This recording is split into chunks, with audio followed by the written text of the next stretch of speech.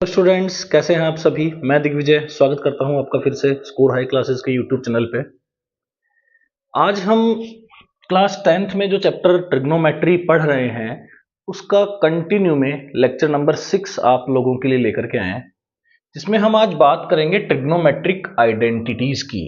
हम बेसिकली आज इस वीडियो लेक्चर में आइडेंटिटीज की बात करेंगे और आइडेंटिटीज का मतलब होता है, आइडेंटिटीज का जो मीनिंग होता है वो होता है एक्चुअली इक्वेशन।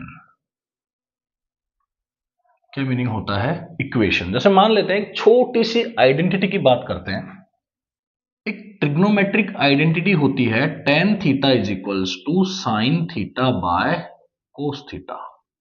ठीक है, अब यहां पे आप कोई भी थीटा की वैल्यू रखेंगे, कोई भी थीटा की वैल्यू पे अगर ये कंप्लीटली डिफाइन है, थीटा की हर किसी वैल्यू पे ये क्या होगा? कंप्लीटली डिफाइन होगा, तब हम इसे नाम देते हैं कि ये क्या बन चुकी है? आइडेंटिटी बन चुकी है। अब कंप्लीटली डिफाइन होने का मतलब है हर वैल्यू का मतलब क्या है भाई? नीचे जीरो नहीं बनना चाहिए। आप समझो बात को। टेन थीटा क्या है? Sign theta by cos theta. मतलब थीटा की ऐसी वैल्यू पे ये डिफाइन नहीं होगा जहां पे डिनोमिनेटर क्या बन जाएगा? जीरो बन जाएगा। अब आप जानते हो कि डिनोमिनेटर यहां जीरो कब बनेगा? cos 90 पे। क्लियर है? तो 90 पे ये वैल्यू डिफाइन नहीं है। क्लियर है? तो tan 90 डिफाइन नहीं है। क्यों? क्योंकि tan थीटा क्या है? Sign theta by cos theta. इसे हम क्या कहेंगे कि ये क्या है? आइडेंटिटी। थीटा की हर वैल्यू पे डिफाइन होगा, लेकिन थीटा इक्वल टू 90 पे डिफाइन नहीं होगा। क्लियर है? एक छोटी सी और आइडेंटिटी देखते हैं जो हम वीडियो लेक्चर 1 में या 2 में भी हमने देखी थी कि sine theta is equals to 1 by cosec theta.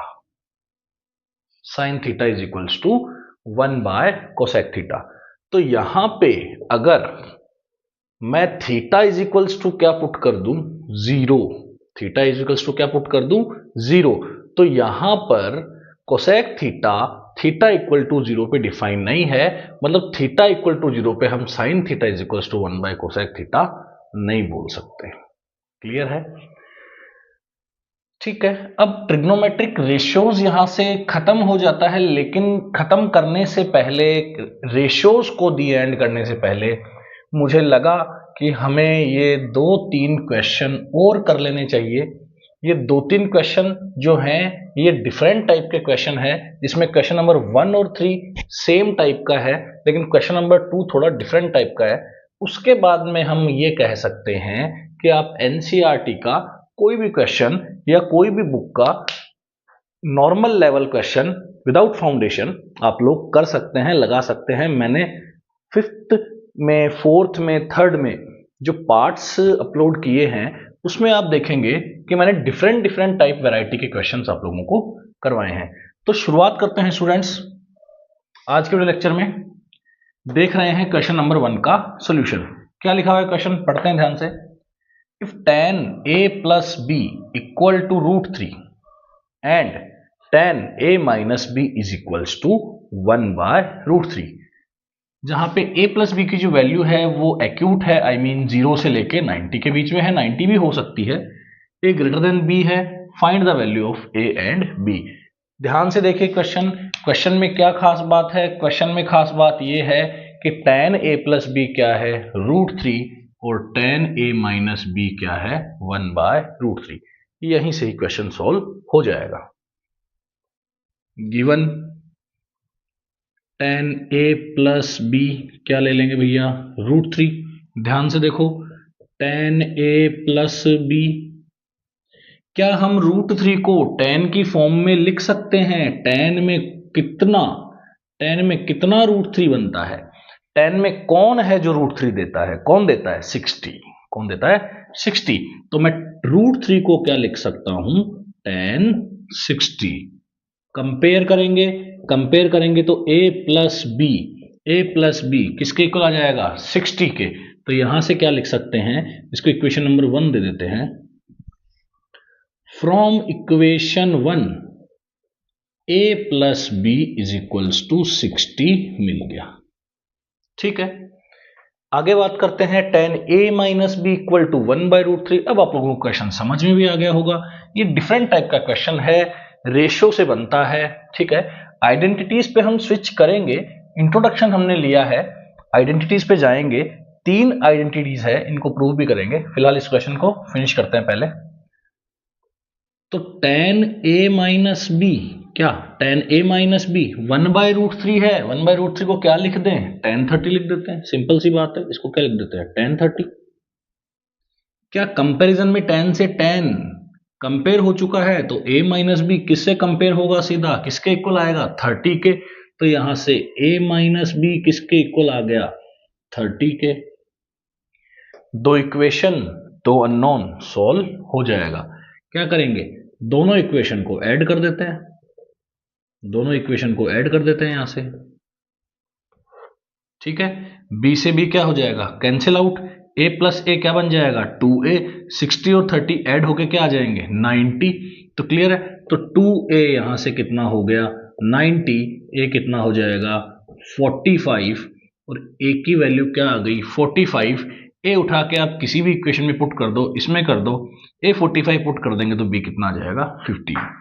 45 उधर जाके क्या हो जाएगा माइनस, तो a 45 एंड b 15 डिग्री। ये स्टूडेंट्स यहां से इसका सॉल्यूशन हुआ। तो इजी क्वेश्चन है। ऐसा ही क्वेश्चन नंबर 3 भी है, तो आप लोग चाहो तो क्वेश्चन नंबर 3 भी ऐसे ही कर सकते हो। फिलहाल तो मैं क्वेश्चन नंबर 2 आपको बता देता हूं कि क्वेश्चन नंबर 2 हमें एग्जाम में जब पूछा जाएगा तो किस तरह इसको अटेम्प्ट करना है। इजी क्वेश्चन है, इजी टू मॉडरेट है, डिफिकल्ट लेवल का क्वेश्चन ये नहीं है। तो बात करते हैं क्वेश्चन नंबर 2 के सॉल्यूशन की। ठीक है, तो सॉल्यूशन देख रहे हैं क्वेश्चन नंबर 2 का। क्या लिखा हुआ है, 5 tan अल्फा इक्वल टू 4, और प्रूव करना है कि 5 sin alpha minus 3 cos alpha upon 5 sin alpha plus 2 cos alpha 1/6 के इक्वल है। ये बात हमें क्या करनी है, प्रूव करनी है। ठीक है, करते हैं प्रूफ। देखिए गिवन क्या है, गिवन है हमारे पास 5 tan alpha, 5 tan alpha is equals to 4। tan alpha की वैल्यू कितनी हो गई, 4/5। ठीक है, एक मेथड तो इसका ये है कि आप ये करो, यहां से बनाओ अल्फा परपेंडिकुलर अपॉन बेस, सबको पता है। आप डायरेक्ट अगर पार्ट 6 देख रहे हैं तो मे भी आपको कुछ समझ में ना आए स्टूडेंट्स। पार्ट 1 से अगर आप कंप्लीट सीरीज देखेंगे, पार्ट 5 तक देखेंगे, तो आप लोगों को ये जो पार्ट 6 चल रहा है ये बिल्कुल आसान लगेगा, बिल्कुल क्लियर होगा। परपेंडिकुलर कितना है 4, बेस कितना है 5। आप चाहो तो यहां से हाइपोटेन्यूस निकाल सकते हो, साइन अल्फा की वैल्यू भी मिल जाएगी, कोस अल्फा की वैल्यू भी मिल जाएगी, यहां से आप सॉल्व कर सकते हो, वैल्यूज यहां पुट कर सकते हो, आंसर आ जाएगा 1/6 के इक्वल आ जाएगा। लेकिन हम इस मेथड से नहीं करेंगे इस क्वेश्चन को, हम इस क्वेश्चन को इस मेथड से नहीं करेंगे। हम कोई साइन अल्फा की वैल्यू नहीं कैलकुलेट करेंगे, ना ही हम किसी कॉस अल्फा की वैल्यू कैलकुलेट करेंगे। इसका मतलब हम हाइपो कैलकुलेट करने नहीं जा रहे हैं। तो हम किस वे में इस क्वेश्चन को लेके जाएंगे, ध्यान से देखें। tan अल्फा कितना गिवन है 4/5, हमें वैल्यू किसकी निकालनी है, इसकी वैल्यू किसकी इक्वल करनी है 1/6 के। इसको थोड़ा ध्यान से देखते हैं। ये कि लिखा हुआ है 5 sine alpha minus 3 cos alpha upon 5 sine alpha plus 2 cos alpha. एक काम करते हैं बच्चों, इसके हर एक टर्म में कॉस अल्फा का डिवाइड लगा देते हैं। हर एक टर्म में क्या कर देते हैं, कॉस अल्फा का डिवाइड लगा देते हैं। ठीक है, इसमें हम हम न्यूमरेटर में भी हर एक टर्म में कॉस अल्फा का डिवाइड लगा रहे हैं और डिनोमिनेटर में भी कॉस अल्फा का डिवाइड लगा रहे हैं, तो कोई फर्क पड़ने वाला नहीं है, कुछ नहीं होने वाला है। ठीक है, ऐसा हम कर सकते हैं, बिल्कुल कर सकते हैं। तो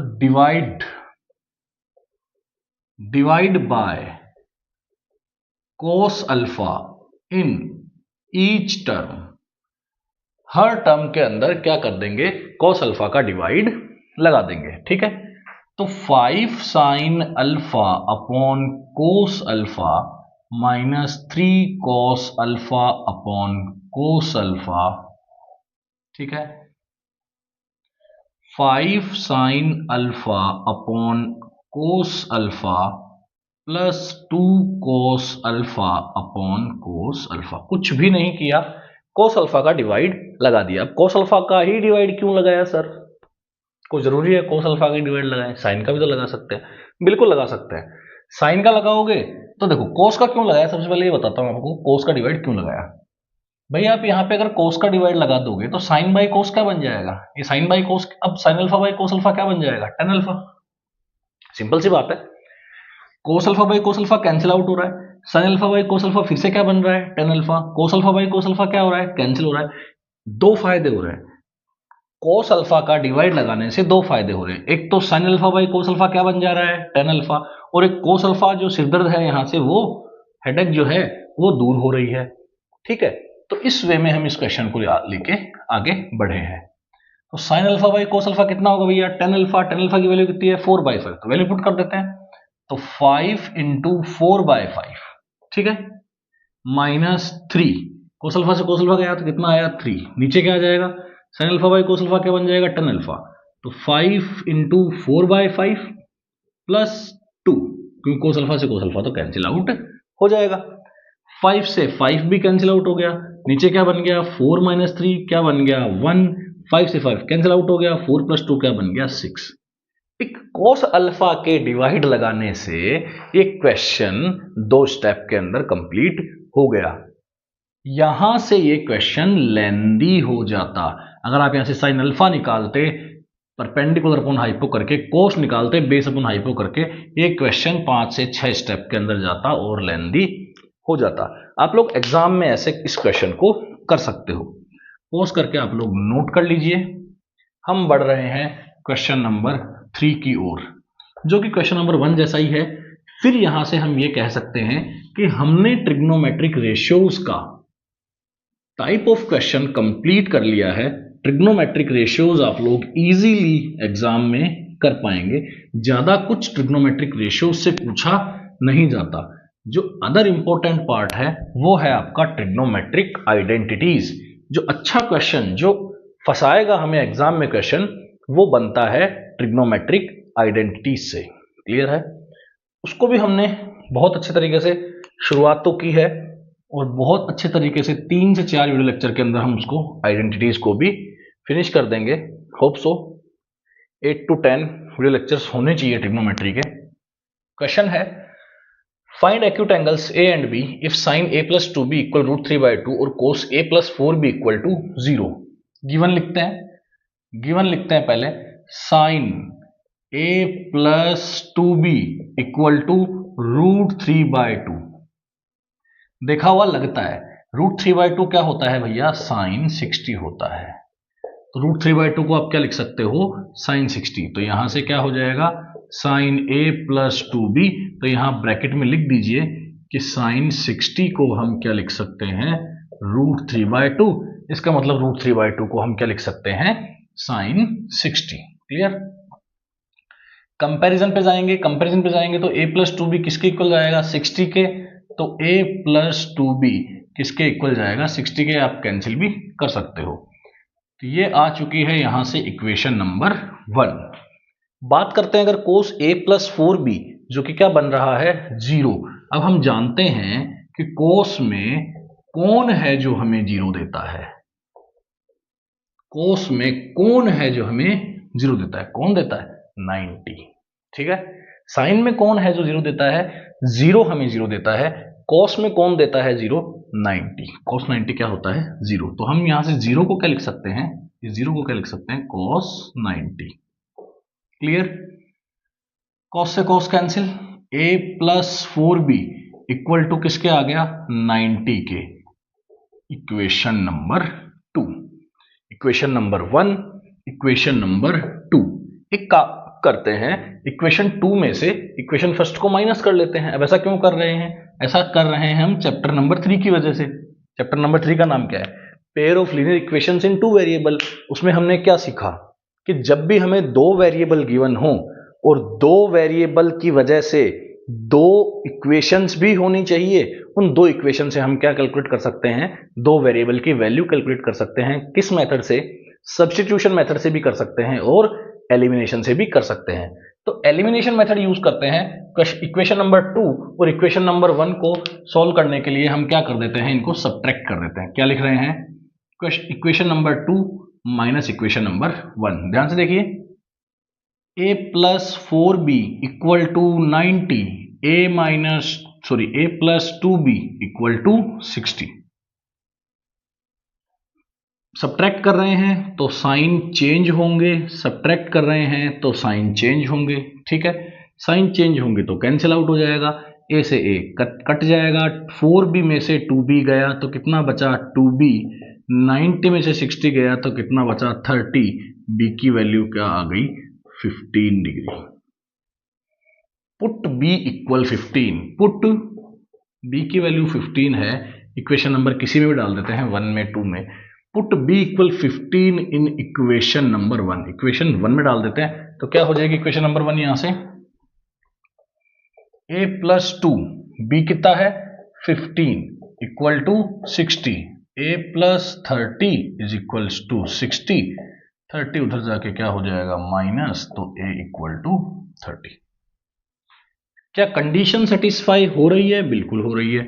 a कितना आ रहा है 30 आ रहा है, b कितना आ रहा है 15 आ रहा है। हाँ, a is greater than b। यहां से हम कह सकते हैं अब कि हम रेशियो को कंप्लीट कर चुके हैं। रेशियो के वैरायटी ऑफ क्वेश्चंस हम लोग कंप्लीट कर चुके हैं।